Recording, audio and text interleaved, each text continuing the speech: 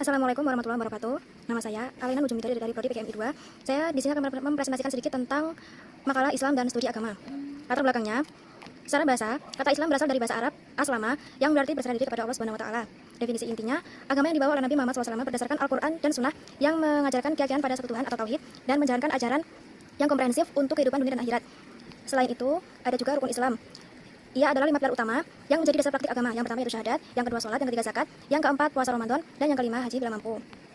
Universalisme Islamnya yaitu mana ajaran Islam ditujukan untuk seluruh umat manusia dan seluruh zaman, tidak terbatas pada suku, bangsa, atau wilayah tertentu. Bukti ajarannya terdapat dalam Al-Qur'an, tepatnya pada surat Al-Hujurat, yang berarti, wahai manusia, sesungguhnya kami menciptakan kamu dari seorang laki-laki dan seorang perempuan, lalu menjadikan kamu berbangsa-bangsa dan bersuku-suku agar kamu saling mengenal. Islam mengakui keberadaan nabi-nabi sebelum Muhammad SAW yang diutus pada berbagai bangsa. Nilai universalnya yaitu yang pertama kejujuran, kasih sayang, keadilan, toleransi, dan penghormatan terhadap hak asasi manusia menjadi bagian dari ajaran yang berlaku secara luas. Jadi, universalisme sendiri itu adalah sebuah prinsip bahwa ajaran Islam berlaku untuk seluruh umat manusia, jin dan alam semesta, atau bisa disebut dengan rahmatan lil alamin, tanpa terbatas ruang dan waktu.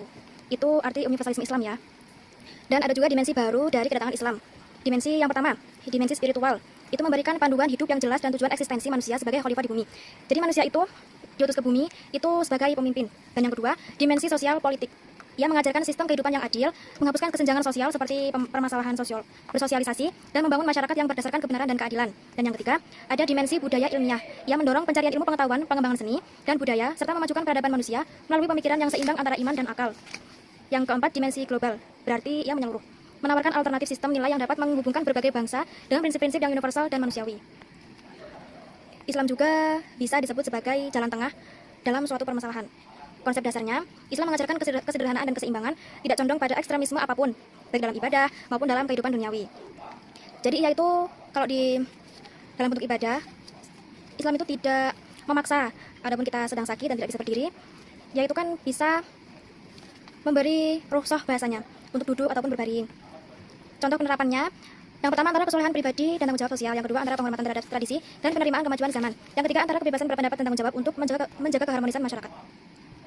Bukti dalam ajarannya terdapat dalam Al-Qur'an surah Al-Baqarah yang berarti, dan demikianlah kami menjadikan kamu umat yang tengah jalan, agar kamu menjadi saksi bagi manusia dan agar Rasul menjadi saksi bagi kamu. Agama dan peradaban manusia. Yang pertama, peran agama dalam peradaban menjadi dasar nilai dan etika yang membimbing perkembangan peradaban. Yang kedua, kontribusi Islam pada peradaban.